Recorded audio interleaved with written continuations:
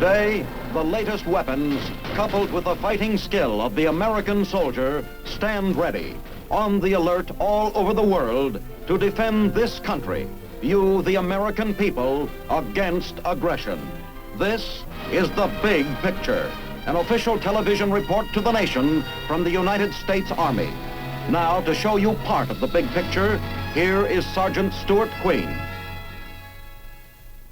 Since the earliest days in American history, marksmanship has played a vital role in the growth and development of our country. The rifle was essential to those pioneers who marched westward, often the means of survival. Marksmanship continues to be fundamental right down to this day. Weapons change, tactics change, but being able to hit the mark has never lost its importance. Sometimes it means the difference between life and death. From colonial days, marksmanship has been an American tradition. The right to bear arms was one of the basic freedoms demanded by the Continental Army, and rifles and the spirit of the men who manned them were decisive factors in our country's initial fight for independence. Traditions established at Bunker Hill have continued since those early days when 13 stars flew over the land.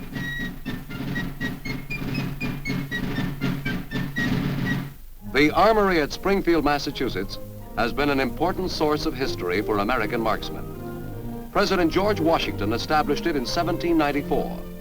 Gunsmiths here have created the basic weapons for our fighting forces. Still seen in the Armory's museum, the original lathe for turning gun stocks devised by Thomas Blanchard. It ranks with the great inventions of American industry.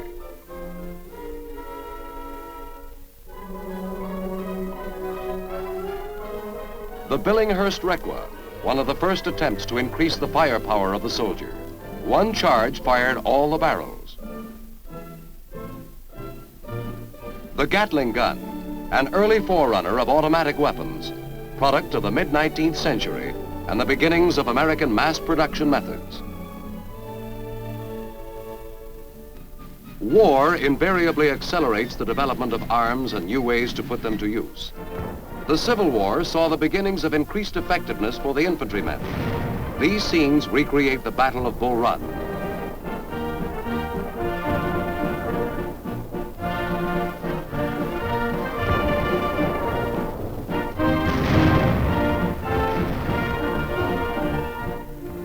A new century dawned, and interest in marksmanship had been stimulated by the recent Spanish-American War. Congress in 1903 created the National Bureau for the Promotion of Rifle Practice.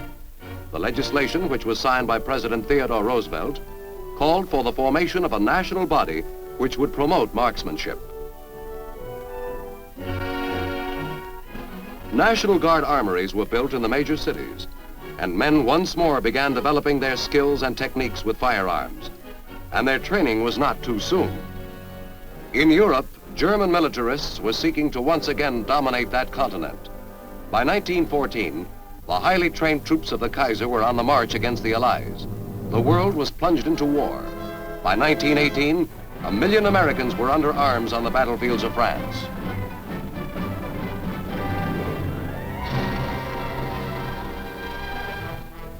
Firing their weapons with the same amazing accuracy as the frontiersmen of a previous century, American soldiers built a distinguished battle record. Their equipment, the Springfield 03 rifle.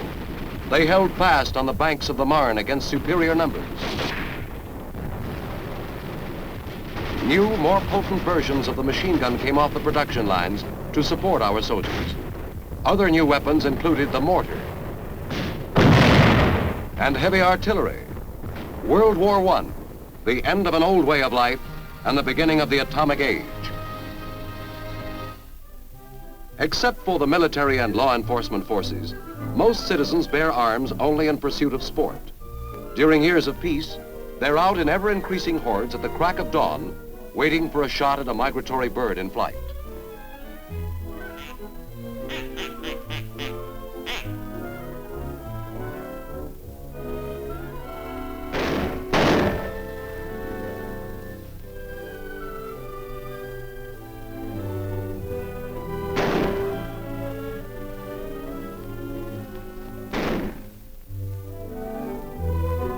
The period between World Wars I and II was a time of tranquility for the civilian marksman. But the Army was busy. Maneuvers were constantly held to keep abreast of new technical developments and equipment, and to carry out the peacetime mission of the Army, preparedness. In 1936, the American soldier was armed with a new rifle, a gun of tremendous power and accuracy, product of many years of research. An investment by our government in the time and talents of a man employed at the Springfield Armory Small Arms Center. The man was inventor John Garand, who here explains the evolution of the M1 rifle. I'm speaking to you from this United States Armory, located at Springfield, Massachusetts. You are going to see some of the work that we are doing here at the present time. However, allow me to tell you some of the development at this armory from early colonial times to date. We have here one of the first rifle made at the Springfield Armory. This is muzzle loader, is a flintlock ignition type developed at the Springfield Armory and used since 1795 until the 1840s. Then this muzzle loader cap ignition primer was developed by the Armory and used until 1873. And this centerfire fire and pin action came into use for the same purpose. This is the 1903 Springfield rifle that was made famous in World War I and is still a good rifle today. In World War I, about 1916-17, I got interested in making an automatic rifle. And this one here is a gas piston operated automatic rifle that was developed and manufactured at the Springfield Armory in World War II and to date. This happens to be the 3 millionth rifle of this design. By the way, this is a forging from which the receiver of the M1 rifle is manufactured. This forging is produced in our own armory, Springfield Armory shops, and on draft hammers, and represents rather heavy weight, several times that of the finished receiver used on the M1. For the future, we should develop a lighter rifle with the available lighter ammunition that we have now, and alloys, steels, better knowledge.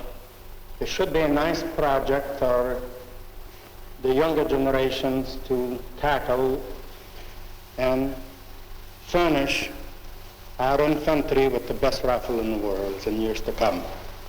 More than 1,800 separate operations make an M1 rifle. And this drop forge is one of the first steps, as raw steel and wood are transformed into an instrument of deadly accuracy.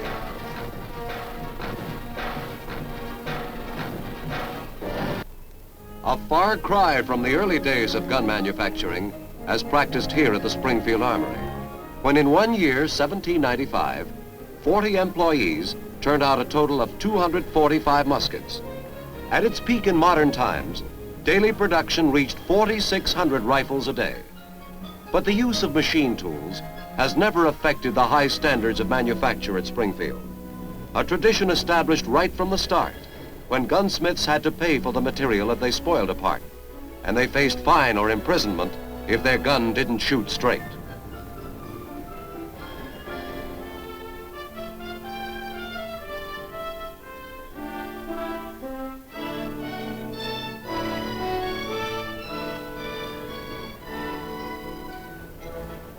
Many special pieces of equipment and apparatus have been developed at the Armory. A strange-looking machine is this barrel straightener, which is for visually checking and straightening the new borings. The Armory is the small arms center of the United States forces. Here are concentrated the Ordnance Corps facilities for experimental development of hand weapons, including rifles and automatic weapons, also for pilot line production. Besides being the nerve center for small arms research, it is the repository of the latest production techniques and newest developments in the art of military gunmaking.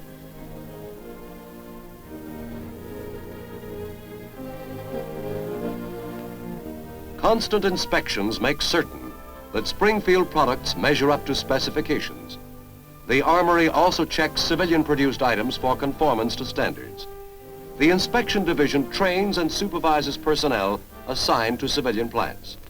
Close tolerances are necessary for parts like this receiver. The ghost of Thomas Blanchard stalks the woodworking shop as a modern counterpart of his lathe changes blanks of American walnut into gun stocks. In addition to its normal production, the Armory is required to have extra capacity to handle special emergency jobs. A weapon of limited application might take many months to produce outside. The 93 separate parts which constitute the M1 are all turned out from raw material, each of them fabricated with precision and interchangeable in any other M1 rifle. High standards are rooted in the American tradition of rifle design. Standards which have produced a variety of models, all of which have been able to match or outperform the rifle used by enemies of the United States. These standards are preserved in the manufacturing methods at Springfield. Methods and trained personnel held ready to be passed on to civilian plants in time of national emergency.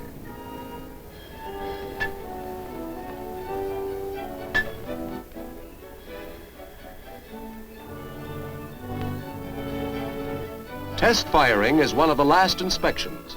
The many rigid checks along the way and accurate methods of manufacture make it rare that a piece is rejected in this stage.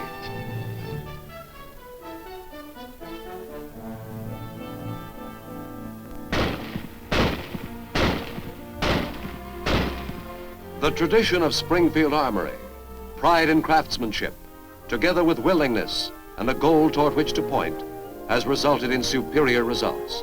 The best small arms in the world, insurance against aggressors. Aggressors who bomb without provocation, raining death upon helpless civilians, destroying homes and civilizations. This was Adolf Hitler's contribution to the world in 1939.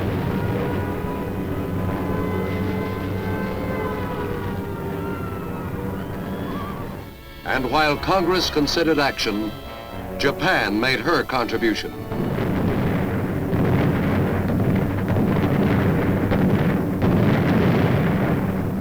With the sneak attack on Pearl Harbor, America was in a war on all seas.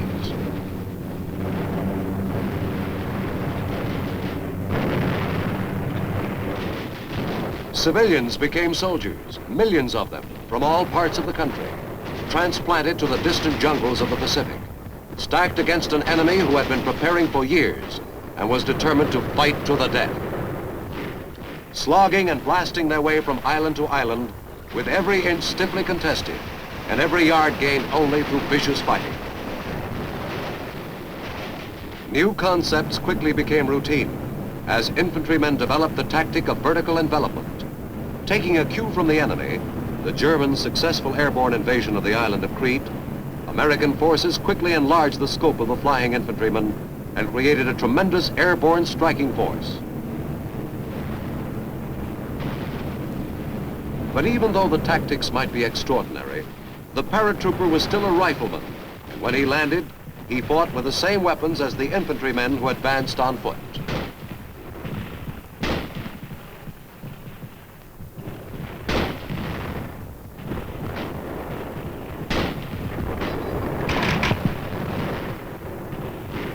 American soldiers in Europe led the free world back across the continent. Equipped with John Garand's M1 rifle, their firepower was infinitely greater than anything produced in opposition. With the confidence of superior arms, They battered their way to victory in World War II.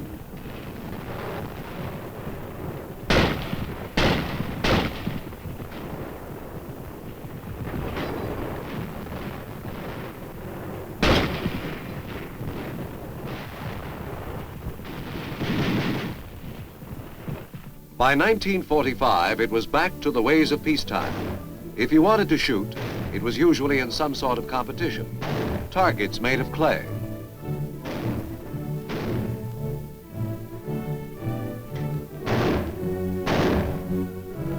The Garand rifle had proved itself over and over in combat, and every man joining the armed forces received thorough training in its operation.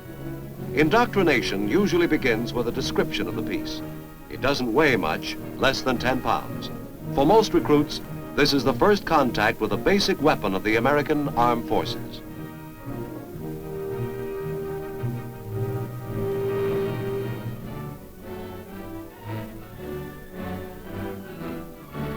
They learn that the gun fires 8 rounds semi-automatically. That is, you have to pull the trigger each time to fire a round.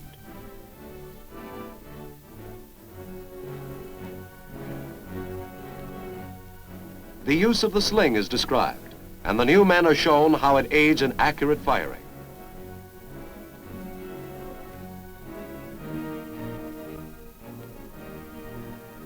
But performance is the only factor that's important in a rifle. And in this department, the M1 is superior to any basic weapon issued by any army. It produces greater firepower without decreasing accuracy. An expert rifleman gives a demonstration of the abilities of the gun which every American soldier is taught to fire.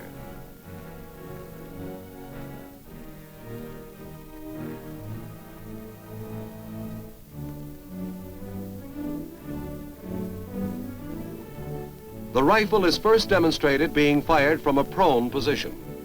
The marksman sights the target. A full clip is inserted in the receiver, and in an instant the gun is ready to be fired.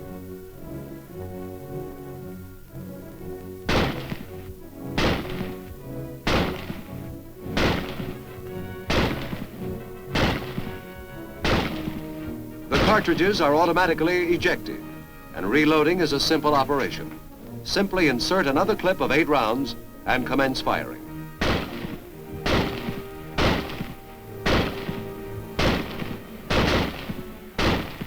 Another clip of ammunition, and this time the target is highly explosive. It's a can of gasoline.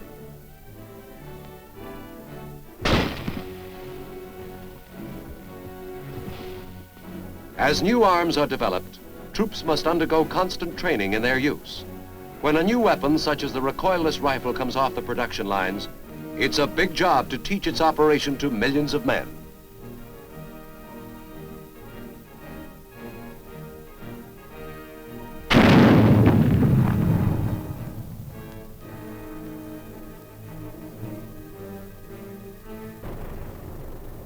In addition to teaching the operation and maintenance of a weapon, its use in combat must be taught too.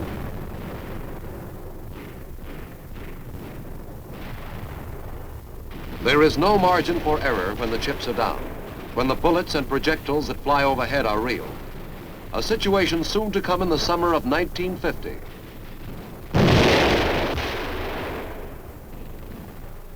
Thousands of miles away on the other side of the Pacific, trouble was being fermented. North Koreans, prodded by the communists, were massing strength for a war against the democratic government of Korea, a war which threatened the peace of all nations. The strength of the free world was brought to bear against the aggressors. The combination of increased firepower for the individual soldier plus accurate shooting paid dividends in the bloody battles of Korea.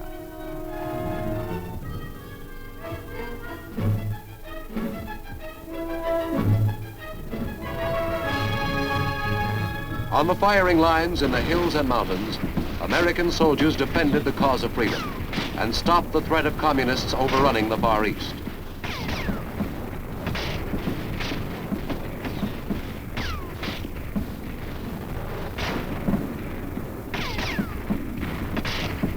For the third time in 35 years, the American fighting man returned home, never yet bested in battle, still the best equipped and best trained soldier in the world.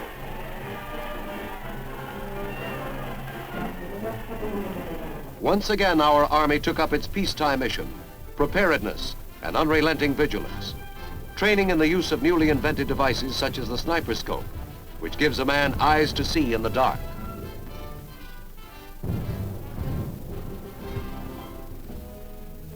The sighting device uses infrared rays, and this is how an invader looks through the detecting device.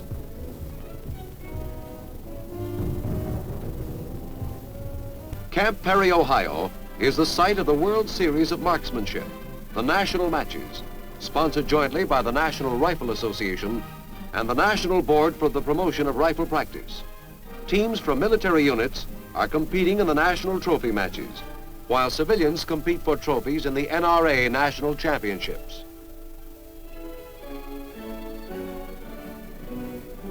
Service personnel are from all over the world. They've qualified for entry by winning titles in their regions. But these matches are equally important to civilian shooters.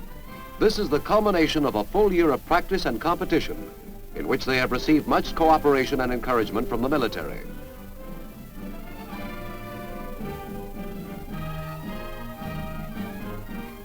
The Small Arms Firing School is in session during the matches. Here, members of National Guard units and members of friendly foreign armies and civilians receive instruction in the construction, operation, and firing of the M1 rifle.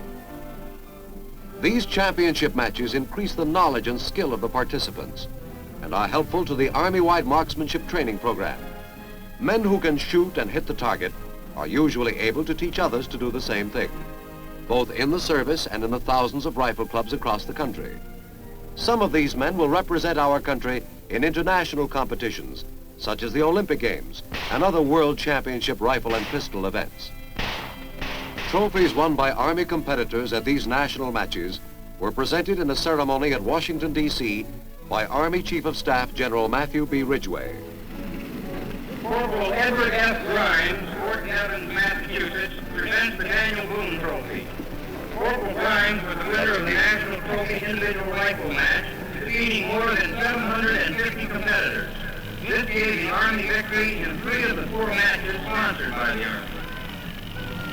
Congratulations. You do that every year now. That's fine. Thank you, sir. These honors for the sharpshooter are the result of aptitude and training. Training which can be given at an early age in junior clubs such as this group, the Fairlington Junior Rifle Club of Arlington County, Virginia. In just a few years of existence, this organization has produced many young riflemen who have qualified as expert.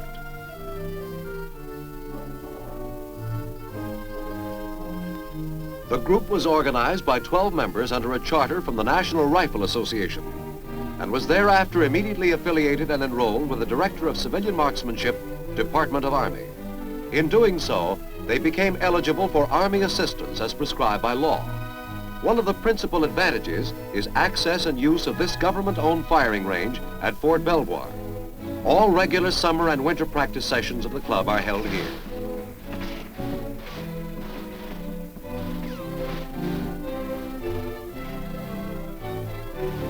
Small arms ammunition and target supplies may be purchased at government cost through Army ordnance depots with approval by the Office of the Director of Civilian Marksmanship. Many of these children, because of their physical size, are unable to effectively handle the heavier government-owned weapons and thus are required to purchase their own so they may be modified. Through simple modifications, even the youngsters are able to meet the requirements of proper shooting techniques.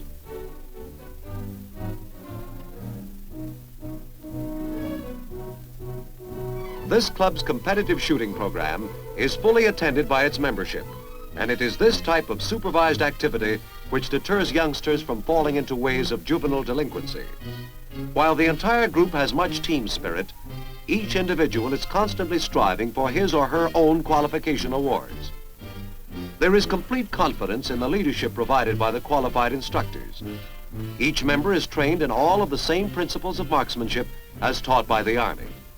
Proof of the value of proper equipment and of a continuous training program may be found in the fact that a team from this club, all under 14 years of age, won a national title during their second year of operation.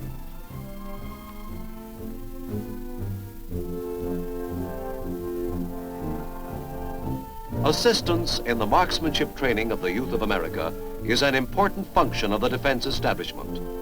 In our history, our soldiers have always had the ability and the equipment to hit the mark.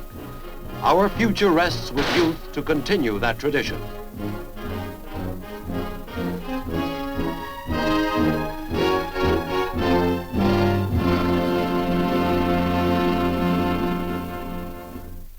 There will always be a need for men who can shoot, whether it be for sport or survival. Today, our Army is training thousands in and out of the service in the fundamental knowledge necessary to the defense of our country in time of danger. The ability to shoot and shoot straight. This is Sergeant Stuart Queen, inviting you to be with us next week for another look at the big picture, the United States Army in action. The Big Picture is a weekly television report to the nation on the activities of the Army at home and overseas. Produced by the Signal Corps Pictorial Center. Presented by the U.S. Army in cooperation with this station. You can be an important part of the big picture. You can proudly serve with the best equipped, the best trained, the best fighting team in the world today, the United States Army.